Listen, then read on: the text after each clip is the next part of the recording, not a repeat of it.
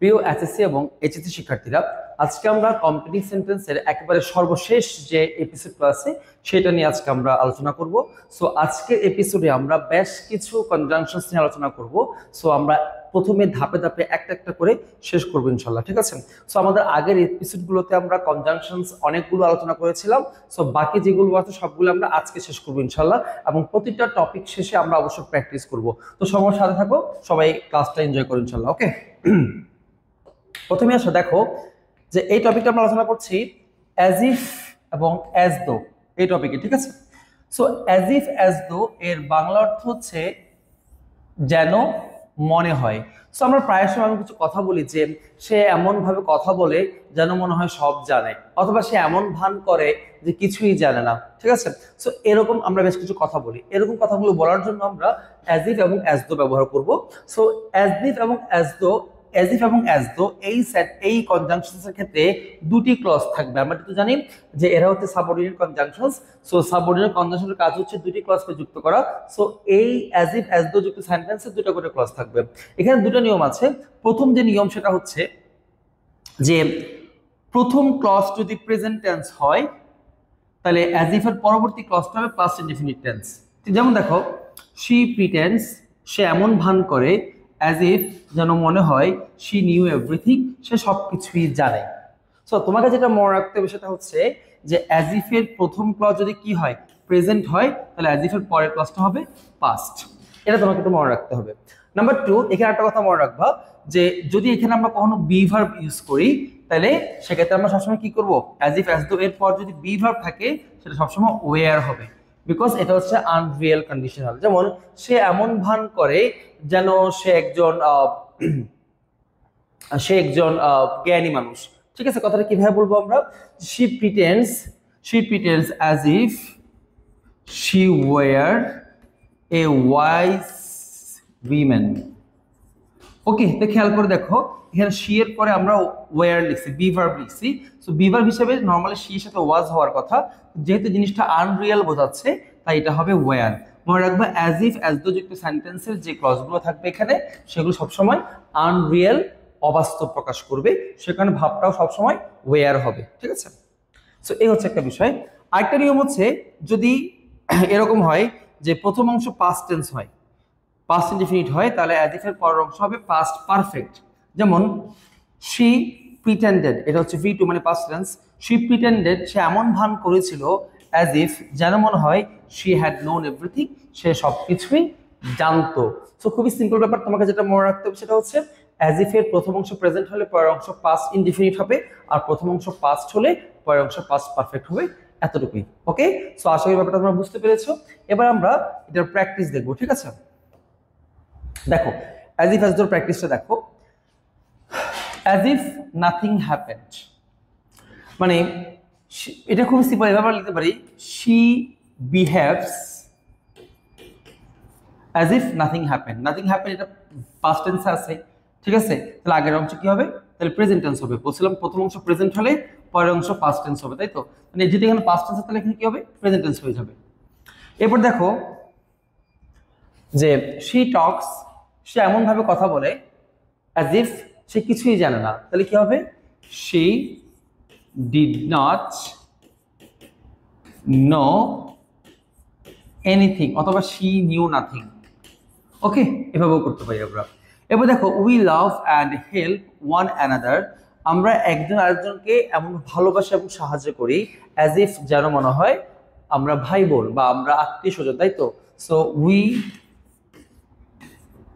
Wire siblings, ঠিক আছে? We were siblings. So as if এর পরে এই পাশে কি আছে? প্রেজেন্ট আছে, তাই এখানে কি হবে? পাস্ট হবে। আর পাস্টের ক্ষেত্রে বিভার থাকলে কি হবে? এখানে ওয়্যার হয়ে যাবে। এরপর দেখো number 4, as if nothing happened. So এটা আমাদের সেম কোশ্চেনটা পেয়ে গেছি, এটা আমাদের সলভ করা দরকার নাই। নেক্সট দেখো, হাসিবা বিহেভস, হাসিবা এমন ভান করে, এমন বিয়া ব্যবহার করে, as if she new everything. Okay, so তোমাকে যেটা রাখতে হবে, এ পাশে প্রেজেন্ট হলে এ পাশে পাস্ট হবে, আর এ পাশে পাস্ট হলে এপাশে পাস্ট পারফেক্ট হবে। That's it. ওকে, সো আশা করছি তোমরা অ্যাজ ইফ অ্যাজ দো এই টপিকটা ইনশাআল্লাহ পারবা, এখন এটা নিয়ে কোনো সমস্যা হবে না। সো অ্যাজ ইফ অ্যাজ দোর পরে আমরা যে টপিকটা পড়বো আজকে সেটা হচ্ছে সিন্স অ্যাজ বিকজ। ঠিক আছে, সো সিন্স অ্যাজ বিকজ মানে কি প্রথমে একটু বলে রাখি যে সিন্স অ্যাজ বিকজ, সিন্স শব্দের অর্থ, সিন্স এবং অ্যাজ এর অর্থ হচ্ছে যে যেহেতু, আর বিকজ মানে হচ্ছে কারণ। আপাতদৃষ্টিতে মনে হচ্ছে যে সিন্স এবং অ্যাজ এর অর্থ আলাদা, কিন্তু আসলে আলাদা না, একই অর্থ। যেহেতু যে কথা, কারণও সেই কথা। কিভাবে আমরা একটু দেখি, দেখো যে আমরা কখন সিন্স এবং অ্যাজ ব্যবহার করব। কোনো ঘটনার কারণ প্রকাশ করতে সিন্স অ্যাজ বিকজ ব্যবহার হয়। সিন্স অ্যাজ বিকজ এর পর কারণ নির্দেশকারী একটি ক্লজ বসবে। তোমাকে মনে রাখতে হবে সিন্স অ্যাজ বিকজ এর পরে একটা ক্লজ বসবে। ক্লজ মানে সাবজেক্ট প্লাস ভার্ব থাকবে। ঠিক আছে, যেমন দেখো people can not give up smoking, মানুষ স্মোকিংটাকে ছাড়তে পারে না, বিকজ কারণ দে আর অ্যাডিক্টেড টু ইট, তারা এতে অভ্যস্ত বা তারা এতে আসক্ত। খেয়াল করে দেখো বিকজ এর আগের যে ক্লজটা যে ক্লজে আছে পরেরটাও সেম একই টেন্সে আছে, অর্থাৎ এ পাশে প্রেজেন্ট টেন্স থাকলে এ পাশেও প্রেজেন্ট টেন্স হবে, এ পাশে পাস্ট টেন্স হলে এ পাশেও পাস্ট টেন্স হবে। ঠিক আছে, এটা একটু মনে রাখবো আমরা। ঠিক আছে, এরপর দেখো আমরা আরেকটা বাক্য দেখি, he could not attend the meeting, সে মিটিং এ উপস্থিত হইতে পারে নাই because he was ill. So এখানে ভি2 আছে, এখানেও দেখো কুড নট ভি2 আছে। ক্লিয়ার? তাহলে সাধারণত কি হবে, একই টেন্স হবে। এরপর আসি আমরা যদি এখানে বিকজ এর জায়গায় সিন্স বা অ্যাজ ব্যবহার করি তাহলে কি কোনো সমস্যা আছে? না, কোনো সমস্যা নাই, একই অর্থ প্রকাশ করবে। যেমন দেখো people can not give up smoking, মানুষ স্মোকিং ছাড়তে পারে না, যেহেতু সিন্স মানে যেহেতু, since they are addicted to it, যেহেতু তারা স্মোকিং এ অ্যাডিক্টেড বা আসক্ত। সো আমরা সিন্সও লিখতে পারি, বিকজ লিখতে পারি, কোনো সমস্যা নাই।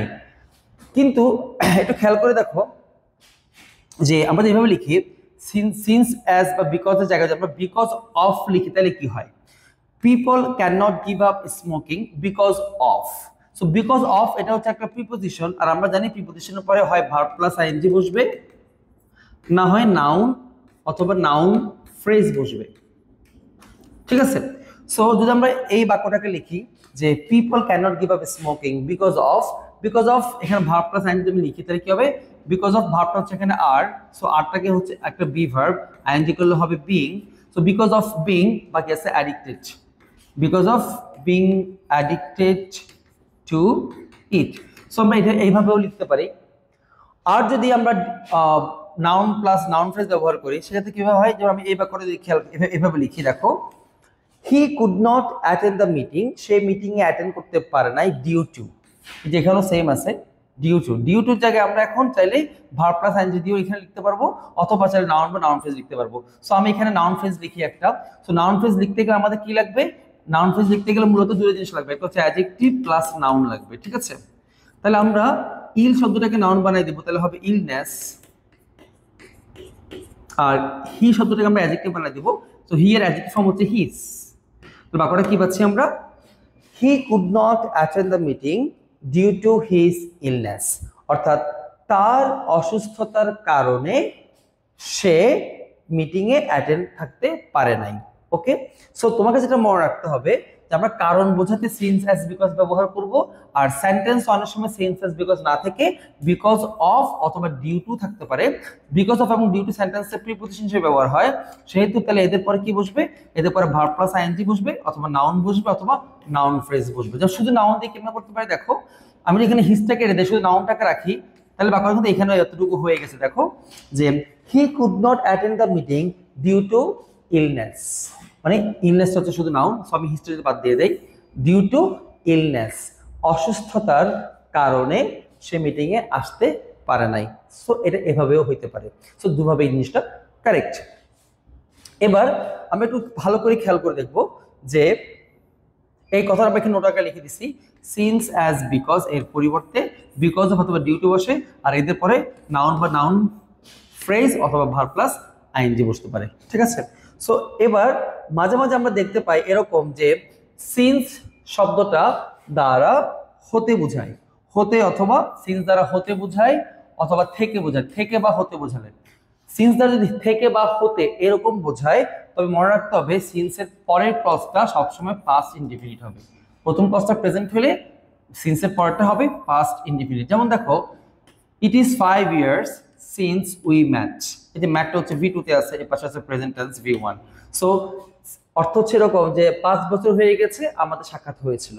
ঠিক আছে, তাহলে প্রথম অংশ প্রেজেন্ট হলে পরের অংশ হবে পাস্ট ইনডিফিনিট। ওকে, আর যদি প্রথম অংশ আমরা পাস্ট ইনডিফিনিট পাই, পরের অংশ তাহলে কি হবে? পাস্ট পারফেক্ট হবে। যেমন দেখো এখানে খেয়াল করে দেখো, সিন্সের প্রথম অংশটা 5 years past, 5 বছর হয়ে গিয়েছিল, উই হ্যাড ম্যাট, আমরা দেখা করেছিলাম। সো এখানে প্রথম অংশটাতে V2 মানে পাস্ট টেন্সে দেওয়া আছে, যার কারণে এখানে হবে পাস্ট পারফেক্ট। সো এই হচ্ছে বিষয়। নরমালি সিন্স অ্যাজ বিকজ থেকে এর বাইরে আর কোনো প্রশ্ন হয় না, এতটুকুই থাকবে ইনশাআল্লাহ পরীক্ষায়। ঠিক আছে, সো আমরা এখন এতক্ষণ যা যা পড়লাম তার একটা প্র্যাকটিস আমরা চাইলে করে ফেলতে পারি। সো চলো আমরা একটা প্র্যাকটিস করি এবার। ওকে, দেখো সিন্স অ্যাজ বিকজ থেকে নরমালি প্রিভিয়াস ইয়ারগুলোতে যে ধরনের প্রশ্নগুলো হয়েছিল সেগুলো একটু দেখো। যে প্রথম করে খেয়াল করো, learning English is difficult. Learning English কঠিন। অ্যাজ মানে যেহেতু, তাহলে এরপর একটা ক্লজ বসবে এখানে। ক্লজ মানে হচ্ছে সাবজেক্ট প্লাস ভার্ব। তো যেহেতু আমরা কি বলতে পারি, learning English is difficult as, যেহেতু এটি একটি বিদেশি ভাষা। সো আমরা কিভাবে লিখবো? As it is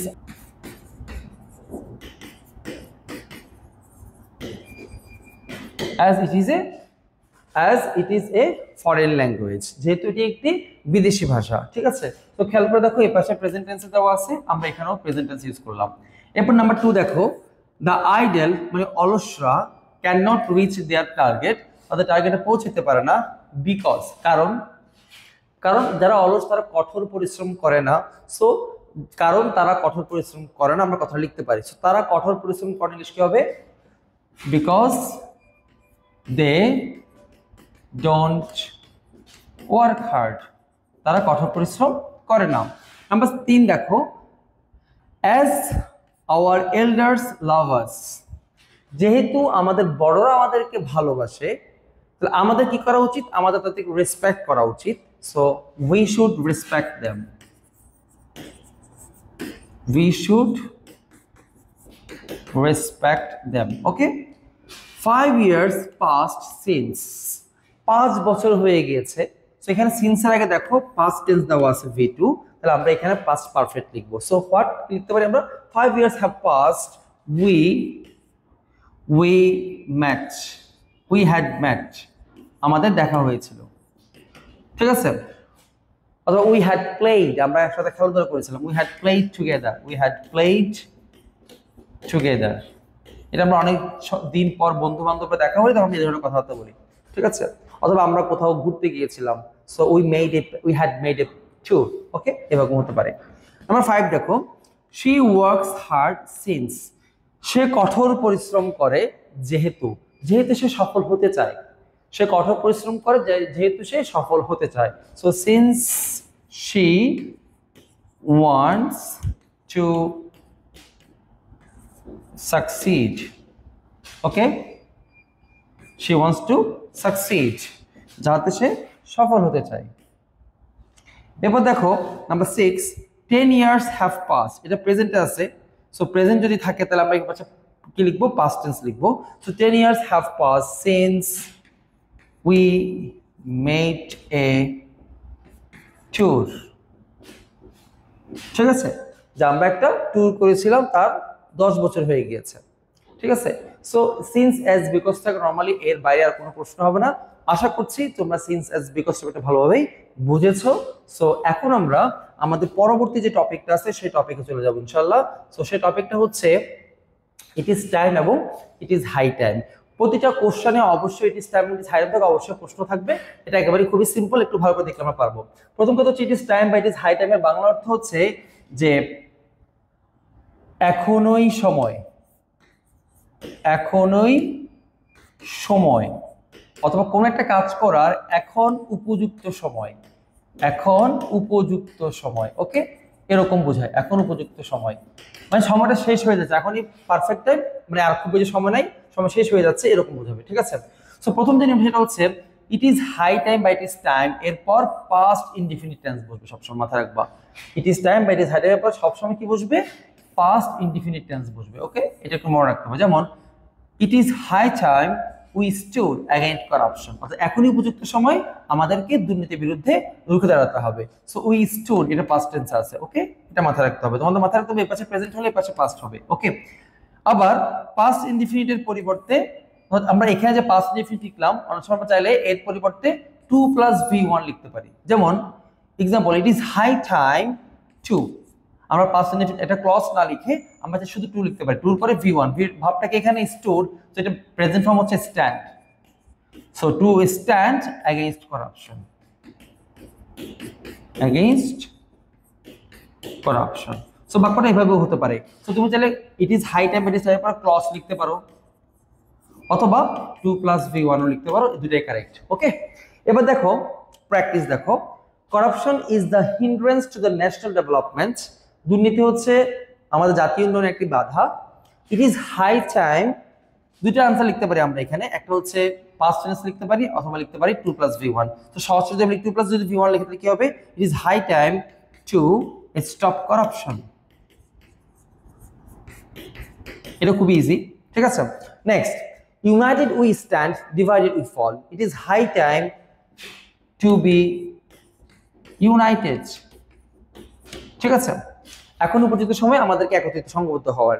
working hard is important for success. It is high time, এখন উপযুক্ত সময় আমাদের কঠোর পরিশ্রম করার। সো উই ওয়ার্ক হার্ড, অথবা লিখতে পারতাম to work hard. It is high time to work hard, এটাও কারেক্ট। টু ওয়ার্ক হার্ড, আমরা এখানে একটা ক্লজ লিখেছি, যেহেতু আমরা উপরের দুটো সেন্টেন্সে আমরা এখানে ফ্রেজ ইউজ করেছি, 2 + V1 ইউজ করেছি, তাহলে আমরা 3 নম্বরে একটা ক্লজ ইউজ করলাম। ওকে, সো এই হচ্ছে ব্যাপার। এর বাইরে it is time it is high time প্রশ্ন আর হয় না। সো আশা করছি তোমাদের এই টপিকটাও এখন আমাদের ক্লিয়ার হয়ে গিয়েছে।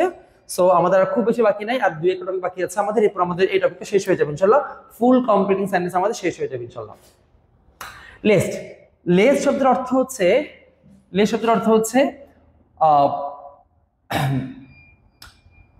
না হলে বলতে পারি, ঠিক আছে, অথবা ভয়ে কোনো কাজ করা, ভয়ে কোনো কাজ করা, ঠিক আছে। সো না হলে কথাটা একটু বেশি সুন্দর হয়, মানুষের মতো বেশি তোমার বুঝতে সহজ হবে।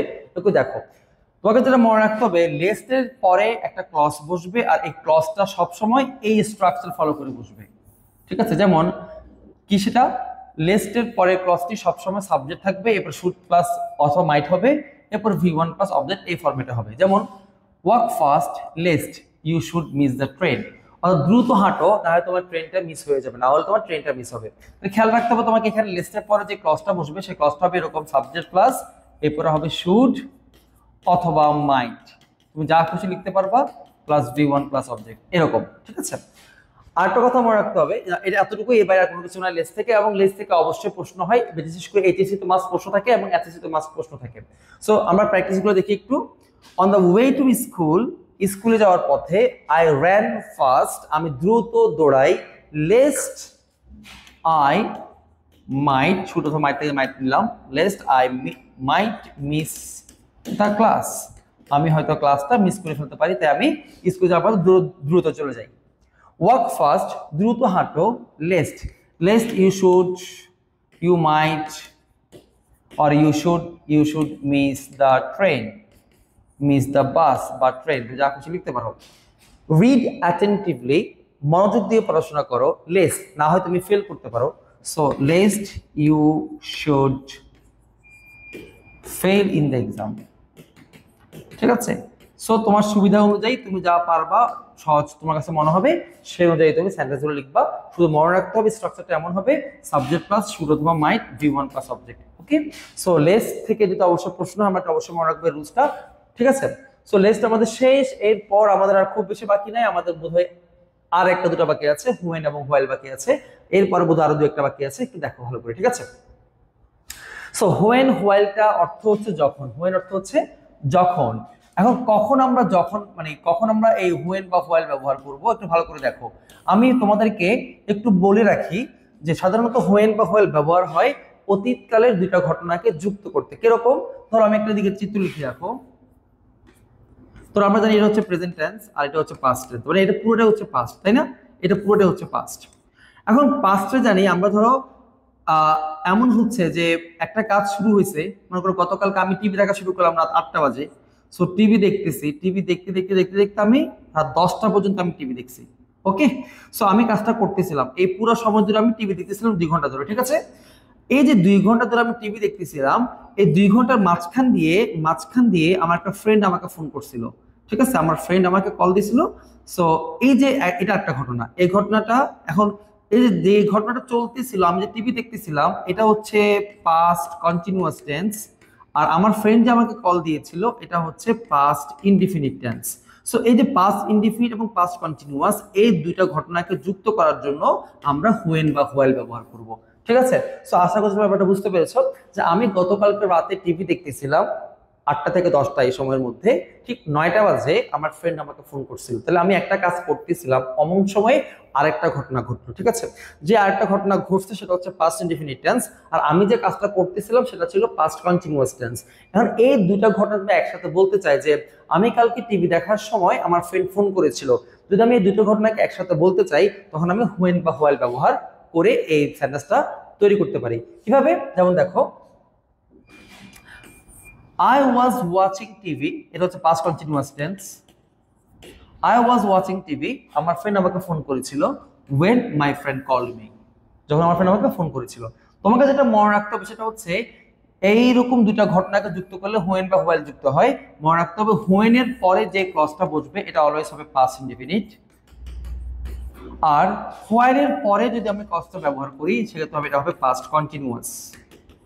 সো আমি সেন্টেন্সটা হোয়েন দিয়ে তৈরি করতে পারবো, হোয়াইল দিয়ে তৈরি করতে পারবো। হোয়েন দিয়ে তৈরি করলে এরপরে পাস্ট ইনডিফিনিট থাকবে, আর হোয়াইল দিয়ে তৈরি করলে এরপরে পাস্ট কন্টিনিউয়াস থাকবে। যেমন দেখো, মাই ফাদার রিটার্নড হোম, আমার বাবা বাসায় এসেছিল হোয়াইল আই ওয়াজ ইটিং, যখন আমি খাচ্ছিলাম।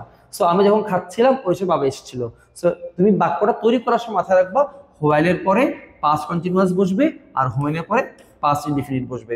সো আশা করছি তোমাদের এই ব্যাপারটা ক্লিয়ার। এই কথাটাকে আমরা এখানে খুব গোছায় লিখছিলাম, যেভাবে অতীতকালের দুটি ঘটনা একই সময়ে সংঘটিত হওয়া বোঝালে, মানে একটা ঘটনা চলতেছে ওই সময় একটা ঘটনা ঘটছে, তখন হোয়েন বা হোয়াইল ব্যবহার হয়।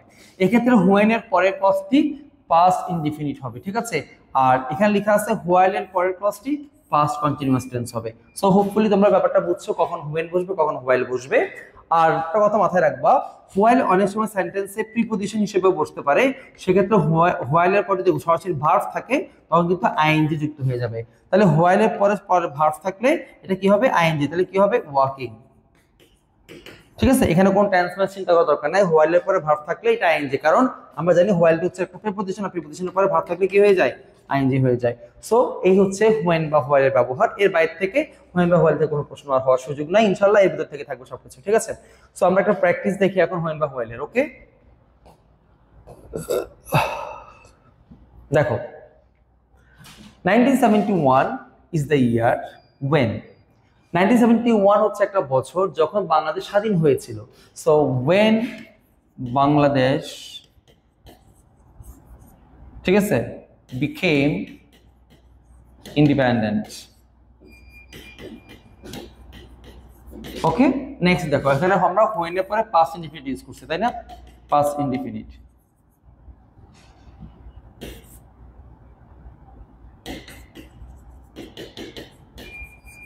ওকে, নাম্বার 2 দেখো, while walking, এখানে while এর পরে ভার্ব প্লাস আইএনজি আছে। So while walking in the garden, যখন গার্ডেনে হাঁটতেছিলাম, খেয়াল করে দেখো যে while walking in the garden, এখানে while এর পরে ভার্ব প্লাস আইএনজি আছে এবং এখানে কিন্তু কোনো ক্লজ নাই। সো আমাদের এখানে একটা ক্লজ লিখতে হবে, ক্লজ লিখতেছি, আই স এ বার্ড, গার্ডেনে হাঁটার সময় আমি একটা পাখি দেখেছিলাম। ওকে, এবার দেখো while walking in the garden, same question, while walking in the garden, while walking, same question, আমাদের আবার লিখতে হচ্ছে না। এবার আমার 4 দেখো, I was studying while, আমি পড়াশোনা করতেছিলাম while, যখন আমরা বলছিলাম while এই পাশে, while এর এই পাশে কি হবে আমার দেখার দরকার নাই, আমরা দেখবো while এর পরে অলওয়েজ পাস্ট কন্টিনিউয়াস বলবে, তাই তো? তাহলে while বলতে পারি আমি যখন পড়াশোনা করতেছিলাম আমার আম্মু রান্না বান্না করতেছিল। So while my mom was cooking। ওকে, এই হচ্ছে বিষয়। তোমাকে মনে রাখতে হবে হোয়াইল এর পর অলওয়েজ পাস্ট কন্টিনিউয়াস বসবে, ঠিক আছে। এরপর এখানে দেখো হোয়াইল আই ওয়াজ রিডিং, যখন আমি পড়তেছিলাম আমার ফ্রেন্ড আমাকে ফোন করেছিল বলতে পারি। So my friend called me. এখানে একটু বলে রাখা ভালো, সেটা হচ্ছে যে আমরা বলছি হোয়েন এর পরে পাস্ট ইনডিফিনিট বসবে, তাহলে হোয়েন এর আগে কি বসবে? Past indefinite. তাহলে আগে পাস্ট ইনডিফিনিটও বসতে পারে, পাস্ট কন্টিনিউয়াসও বসতে পারে, দুটো হতে পারে, পাস্ট ইনডিফিনিট অথবা পাস্ট কন্টিনিউয়াস, দুটো হতে পারে। সেম ভাবে আমরা বলছি হোয়াইল এর পরে কন্টিনিউয়াস বসবে, পাস্ট কন্টিনিউয়াস। তাহলে আগে কি বসবে? হোয়াইল এর আগে আগে দুটো বসতে পারে, পাস্ট ইনডিফিনিটও বসতে পারবে, পাস্ট কন্টিনিউয়াসও বসতে পারবে, কোনো সমস্যা নাই। ওকে, সো বাকিটা আসলে তোমরা বুঝছো। সো আমরা এখন নেক্সট টপিকে চলে যাবো ইনশাআল্লাহ। নেক্সট যে টপিক সেটা হচ্ছে বিফোর বা আফটার। এটাও অনেকটা হোয়েন বা হোয়াইলের মতো, আমি একটু বুঝে বলি এটা আবার কিরকম। তোমরা একটু খেয়াল করে দেখো, আমরা জানি যে এটা হচ্ছে পাস্ট টেন্স, প্রেজেন্ট টেন্স এটা হচ্ছে পাস্ট টেন্স। সো আমরা জানি অতীতে যদি কোনো একটা ঘটনা ঘটে সেটা পাস্ট ইনডিফিনিট টেন্স হয়, তাই না? এটা হচ্ছে পাস্ট ইনডিফিনিট টেন্স, ঠিক আছে। এখন যদি এমন হয় অতীতে দুইটা ঘটনা ঘটছে, একটা আগে একটা পরে, তোর একটা ঘটছে এখানে একটা ঘটছে এখানে, এটা হচ্ছে প্রথম ঘটনা, এটা হচ্ছে দ্বিতীয় ঘটনা, ঠিক আছে। তো এরকম যদি হয় তাহলে প্রথম ঘটনা হবে পাস্ট পারফেক্ট টেন্স আর পরেরটা হবে পাস্ট ইনডিফিনিট টেন্স। ওকে, সো এই যে পাস্ট পারফেক্ট টেন্স এবং পাস্ট ইনডিফিনিট টেন্স এই দুইটা ঘটনাকে যদি আমরা একসাথে বলতে চাই তখন আমরা সেন্টেন্সে বিফোর বা আফটার ব্যবহার করব, ঠিক আছে। তো তোমার মনে রাখতে হবে যে আমরা একটু পরে দেখি, অতীতকালের দুটি ঘটনা একটি অপরটির পূর্বে বা পরে সংঘটিত হওয়া বোঝাতে বিফোর বা আফটার ব্যবহৃত হয়। এই দুটি ঘটনা বা ক্লজ কি কি? সেটা হচ্ছে পাস্ট ইনডিফিনিট টেন্স এবং পাস্ট পারফেক্ট টেন্স। এই যে বললাম এখানে পাস্ট ইনডিফিনিট এবং পাস্ট পারফেক্ট টেন্স। যদি বিফোর বা আফটার দ্বারা যুক্ত হয় তাহলে বিফোরের পূর্বের ক্লজটি পাস্ট পারফেক্ট হবে। তার মানে বিফোর যদি আমরা ব্যবহার করি, বিফোর যদি ব্যবহার করি তাহলে বিফোরের পূর্বে এই ক্লজটা হবে পাস্ট পারফেক্ট। ওকে, এটা হবে পাস্ট পারফেক্ট আর এটা হবে পাস্ট ইনডিফিনিট, পাস্ট ইনডিফিনিট। আর যদি আমরা এখানে আফটার ব্যবহার করি তাহলে আফটারের পরেরটা হবে পাস্ট পারফেক্ট আর আগেরটা হবে পাস্ট ইনডিফিনিট। ওকে, সো আশা করি তোমরা ব্যাপারটা বুঝতে পেরেছো। এই জিনিসটা আমরা এখন এখানে এক্সাম্পল আকারে দেখবো। যেমন দেখো, I had learn the lesson, আমি লেসনটা শিখেছিলাম before I went to school, আমি স্কুলে যাওয়ার আগে। তাই আমি দুটো কাজ করেছিলাম, একটা হচ্ছে আমি লেসনটা শিখেছিলাম, আমি স্কুলে গিয়েছিলাম। তো প্রথম ঘটনাটা ছিল আমি লেসনটা শিখেছিলাম, তাহলে আমি স্কুলে যাওয়ার আগে লেসনটা শিখেছিলাম, তাহলে আমার প্রথম ঘটনা হচ্ছে আমার লেসনটা শেখা। আর প্রথম ঘটনা যেটা সেটা হচ্ছে পাস্ট পারফেক্ট, সো এই কারণে আমি শিখেছিলাম এই কথাটা আমি লিখছি পাস্ট পারফেক্ট টেন্সে। ওকে, পাস্ট পারফেক্ট। আর আমি স্কুলে গিয়েছিলাম এটা দ্বিতীয় ঘটনা, তাই এটা হবে পাস্ট ইনডিফিনিট। তোমাকে যেটা মনে রাখতে হবে সেটা হচ্ছে বিফোরের আগে যে ক্লজটা বুঝবে সেটা হবে পাস্ট পারফেক্ট। ওকে, এটা তোমাকে মনে রাখতে হবে। আর সেম আরেকটা বাক্য দেখো, দ্য ডক্টর কেম, এটা আমরা ছোটবেলা থেকে শুনে আসতেছি, ডাক্তার এসেছিল after the patient had died, রোগী মারা যাওয়ার পরে। তোমাকে মনে রাখতে হবে আফটারের পরে যে ক্লজটা হবে এটা হবে পাস্ট পারফেক্ট, এটা হবে পাস্ট পারফেক্ট। তাহলে বাকি যে এখানে হবে সেটা হবে পাস্ট ইনডিফিনিট। সো মূল কথা হচ্ছে এখানে দুইটা ক্লজ যুক্ত হবে, একটা হচ্ছে পাস্ট পারফেক্ট, একটা হচ্ছে পাস্ট ইনডিফিনিট। আফটারের পরে পাস্ট পারফেক্ট, আগেরটা পাস্ট ইনডিফিনিট। আর বিফোর অর্থ যেহেতু পূর্বে, তাহলে পূর্বে পাস্ট পারফেক্ট আর পরেরটা হবে পাস্ট ইনডিফিনিট। ওকে, সো এই হচ্ছে আমাদের বিষয়। আর মনে রাখবা সেন্টেন্সে বিফোর আফটার কিন্তু প্রিপোজিশন হিসেবে ব্যবহার হতে পারে।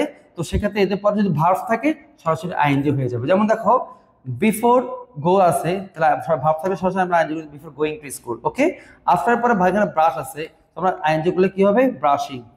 After brushing my teeth I went to bed. Okay, so মনে রাখবা যদি এদের পর বিফোর বা আফটারের পর সরাসরি ভার্ব থাকে আমরা আইএনজি করে দিব। আর যদি ভার্ব না থাকে ক্লজ থাকে তাহলে মাথা রাখবো বিফোরের পূর্বে পাস্ট পারফেক্ট, পরেরটা পাস্ট ইনডিফিনিট, আফটারের পরে পাস্ট পারফেক্ট, প্রথমটা পাস্ট ইনডিফিনিট। সো আশা করছি আমাদের বিফোর আফটার আর কোনো ঝামেলা না ইনশাআল্লাহ, এটা আমরা বুঝতে পেরেছি। আমরা এখন কয়েকটা প্র্যাকটিসে যাব, প্র্যাকটিসে গেলে আমাদের আরো আশা করছি কনসেপ্ট ক্লিয়ার হয়ে যাবে ইনশাআল্লাহ। ওকে, সো এখানে 5টা কোশ্চেন দেওয়া আছে, আমরা 5টা কোশ্চেন একটু সলভ করে ফেলি ভালো করে। দেখো সবাই প্রথমটা খেয়াল করে দেখো যে বিফোরের পূর্বে বলছিলাম পাস্ট পারফেক্ট হবে, তাই না? মনে আছে তোমাদের? বিফোরের পূর্বে পাস্ট পারফেক্ট হবে। ওকে, তাহলে এখানে কি আছে দেখো, the teachers entered the class, teacher ঢুকেছিল। কখন ঢুকেছিল? এবার বিফোর আগে একটা ঘটনা কি হতে পারে যে স্টুডেন্টরা কি করতেছিল? মারামারি করতেছিল, স্টুডেন্টরা ঝগড়া করতেছিল, স্টুডেন্টরা শাউটিং করতেছিল, ঠিক আছে? অথবা স্টুডেন্টরা পড়াশোনা করতেছিল লিখতে পারি আমরা। টিচার ঢুকার আগে স্টুডেন্টরা পড়াশোনা করতেছিল, তাহলে কি হবে? The students The students had studied, এটা past perfect tense বলতে হবে।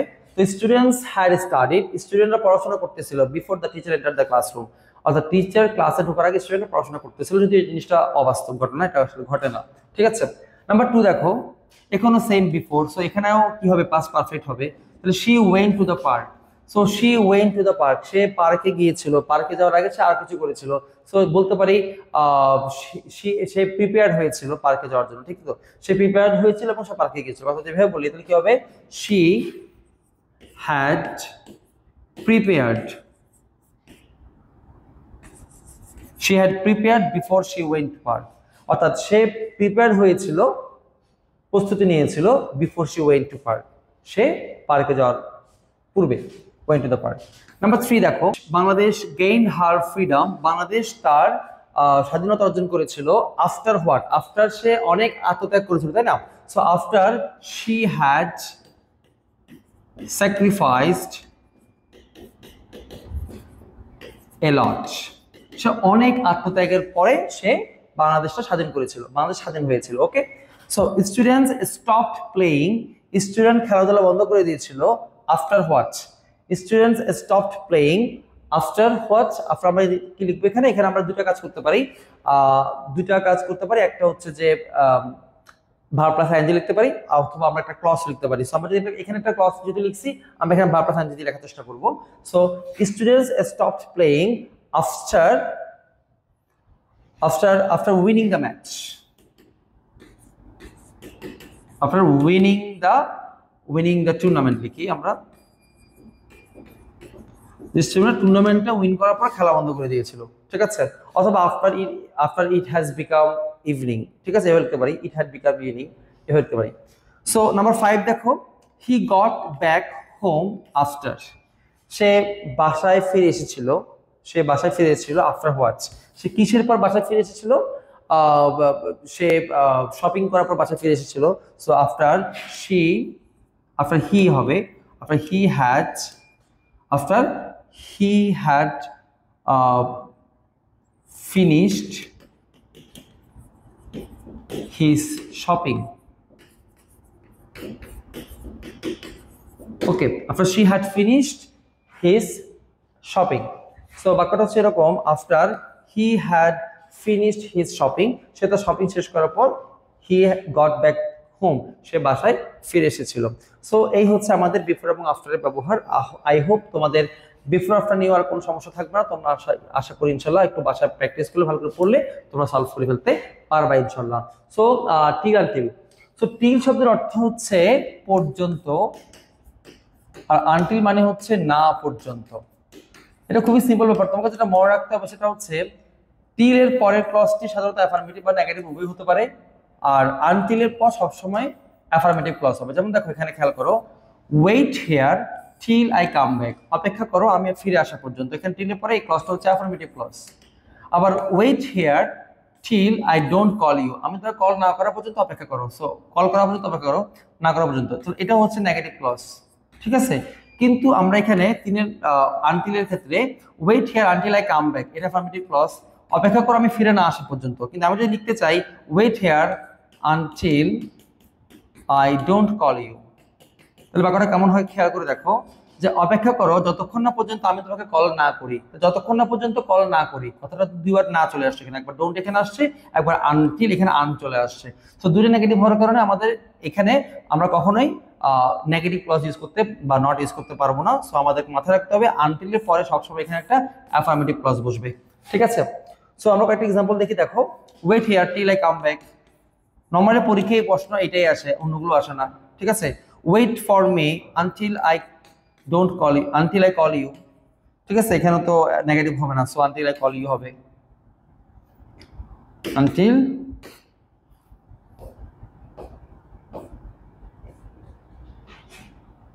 So wait here until I call you, আমি কল করা না পর্যন্ত অপেক্ষা করো। এরপর নাম্বার ধর till I don't call you, so এখানে আমরা বলে দিতে পারি ওয়েট হিয়ার। সো মূলত বাক্যটা সবসময় এরকমই হয়, wait here I call you, বা আনটিল আই কল ইউ, বা টিল আই কল ইউ। ঠিক আছে, সো এই হচ্ছে বিষয়। সো তুমি যেটা মূলত মনে রাখবা সেটা হচ্ছে টিল এর পরে সবসময় অ্যাফার্মেটিভ ক্লজ বসবে বা নেগেটিভ ক্লজ বসবে, কিন্তু আনটিলের পর সবসময় অ্যাফার্মেটিভ ক্লজ বসবে, ঠিক আছে। সো আমরা একেবারে শেষ মুহূর্তে চলে আসছি, and this is the last topic আমাদের কম্পিটিং সেন্টেন্সের। আই হোপ এটা শেষ হলে আমাদের কম্পিটিশন শেষ হয়ে যাবে। সো তোমরা আশা করছি অবশ্যই সবাই খুব ভালোভাবে বুঝতেছো পড়াটা। না বুঝলে আবার একটু দেখে নেওয়ার চেষ্টা করবা, কোনো কমেন্টস থাকে সেটা অবশ্যই করবো আমাদের জন্য, তাহলে আমরা চেষ্টা করবো পরবর্তী ক্লাসগুলো আরো একটু সহজ করার জন্য তোমাদের জন্য, ঠিক আছে। সো রিলেটিভ প্রোনাউন হচ্ছে আমাদের লাস্ট টপিক, এটা একটু বুঝে বলি। প্রথমে রিলেটিভ প্রোনাউন কি, আমরা একটা বাক্য দেখি আগে, প্রথমে খেয়াল করে দেখো এই বাক্যটাকে দেখো, I know the man who has done the work. আমি মানুষটাকে চিনি যে কাজটি করেছে। খেয়াল করো এখানে একটা হু শব্দ ব্যবহার হয়েছে। সো আমরা জানি নরমালি হু হচ্ছে একটা WH ওয়ার্ড, আর এদের কাজ হচ্ছে এদেরকে দিয়ে আমরা কোশ্চেন তৈরি করি, তাই না? যেমন who are you, who are you, আমরা নরমাল WH ওয়ার্ড দিয়ে কি তৈরি করি? প্রশ্ন তৈরি করি। বাট মনে রাখবা WH ওয়ার্ডগুলো যদি সেন্টেন্সে প্রশ্ন তৈরি না করে, সেন্টেন্সে যদি দুটি ক্লজকে যুক্ত করে, অর্থাৎ যদি এরা সেন্টেন্সে কনজাংশন হিসেবে ব্যবহার হয় এবং এই WH ওয়ার্ডগুলো দ্বারা যদি আগের নাউনটাকে নির্দেশ করে, তাহলে তখন এই WH ওয়ার্ডটাকে বলা হয় রিলেটিভ প্রোনাউন। যেমন খেয়াল করে দেখো, আই নো দ্য ম্যান, আমি মানুষটাকে চিনি, হু যিনি, এই যিনি মানে কে? এই দ্য ম্যানটা, ঠিক আছে। যদি রিলেটিভ WH ওয়ার্ডগুলো দ্বারা তার আগের নাউনটাকে বোঝানো হয়, তখন এই WH ওয়ার্ডগুলোকে বলা হয় রিলেটিভ প্রোনাউন, কারণ আমরা জানি প্রোনাউন মানে হচ্ছে নাউনের পরিবর্তে যে বসে, ঠিক আছে। সেক্ষেত্রে এই WH ওয়ার্ডগুলোকে বলা হয় কি? বলা হয় রিলেটিভ প্রোনাউন বলা হয়। এই কথাটা আমরা এখানে লিখছি দেখো, WH ওয়ার্ডগুলো হু, হুম, হুইথ গুলো দ্বারা যদি তার পূর্ববর্তী কোনো নাউন বা প্রোনাউনকে নির্দেশ করা হয়, তখন WH ওয়ার্ডগুলোকে রিলেটিভ প্রোনাউন বলে, ঠিক আছে। So I know the man who, এখানে হু দ্বারা যেহেতু দ্য ম্যানটাকে বোঝাচ্ছে, তাই হুটা হচ্ছে এখানে একটা রিলেটিভ প্রোনাউন, ঠিক আছে। So who has done the work. তোমাকে যেটা মনে রাখতে হবে সেটা হচ্ছে রিলেটিভ প্রোনাউন এর পরবর্তী যে ভার্বটা আছে, যে হ্যাভ অথবা হ্যাজ যে ভার্বগুলো আছে এখানে, এই ভার্বটি রিলেটিভ প্রোনাউন এর পূর্ববর্তী, রিলেটিভ প্রোনাউনের পূর্বে যে নাউনটা আছে সে নাউন অনুসারে বসবে। অর্থাৎ এখানে যে ভার্বটা বসবে, এই ভার্বটা নির্ভর করবে এই নাউনটার উপর। যদি এই নাউনটা সিঙ্গুলার হয় তাহলে ভার্বটা সিঙ্গুলার, এই নাউনটা যদি প্লুরাল হয় তাহলে ভার্বটা হবে প্লুরাল। যদি দ্য ম্যান এটা সিঙ্গুলার, তাহলে ভার্বটা হবে এখানে হ্যাজ। ওকে, সো বাক্যটা হচ্ছে এরকম, I know the man who has done the work, have হবে না। ক্লিয়ার? আশা করছি তোমরা বুঝছো, এটা একটু মনে রাখবা। আর list of relative pronoun, normally যে ওয়ার্ডগুলো দ্বারা রিলেটিভ প্রোনাউন বোঝানো সেগুলো হচ্ছে এই ওয়ার্ডগুলো। সো কি কি আছে এখানে? হু পার্সন বোঝায়, হুম এটা দ্বারা পার্সনকে বোঝায়, হু বোঝায় সাবজেক্ট বোঝাতে, বাকি সাবজেক্টের অংশ বোঝাবে, আর হুম দ্বারা বোঝাবে অবজেক্ট অংশ, ঠিক আছে। সো হুইচ দ্বারা থিংসকে বোঝাবে, আর দ্যাট দ্বারা থিংস প্লাস পার্সন দুটাকে বোঝায়, হোয়াট দ্বারা থিংসকে বোঝায়, হোয়েন দ্বারা টাইম, এবং হোয়াট দ্বারা প্লেস। নরমালি এই হচ্ছে রিলেটিভস প্রোনাউন। সো পরীক্ষা আমাদের এরকম প্রশ্ন আসবে। আমরা পরীক্ষা কিভাবে প্রশ্ন হয় সেগুলো একটু দেখি, তাহলে আমাদের টপিকটা একদম ক্লিয়ার হয়ে যাবে এবং আজকের টপিক আমাদের শেষ হয়ে যাবে ইনশাআল্লাহ। সো এক নম্বরে দেখো, it is corruption which. So এখানে হুইচ দ্বারা করাপশনটাকে বোঝাচ্ছে যে এটা করাপশন যেটা, সো যেটা আমাদের উন্নয়নের জন্য বড় বাধা। So which is a big hindrance মানে বাধা, to our development, to our national development. Okay,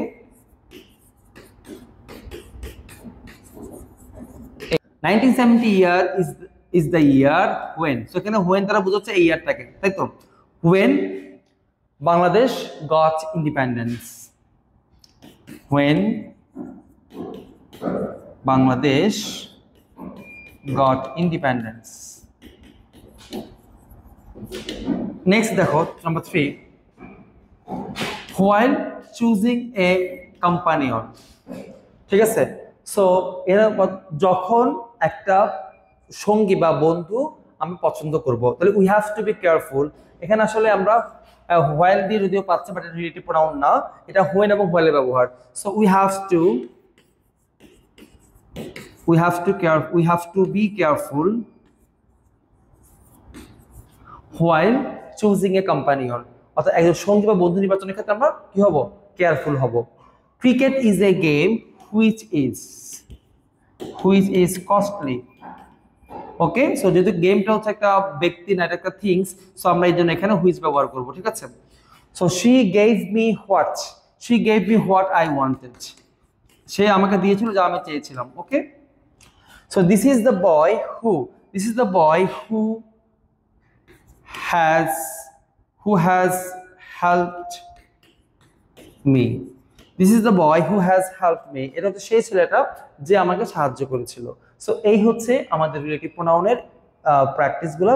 so আশা করছি তোমরা রিলেটিভ প্রোনাউন এটা খুব ভালো করে বুঝতে পেরেছো ইনশাল্লাহ। কম্পিটিং সেন্টেন্সে নরমালি এর বাইরে খুব বেশি প্রশ্ন হয় না। হ্যাঁ, এর বাইরে আবার দুই একটা আমাদের প্রভাবস পরীক্ষা আসতে পারে।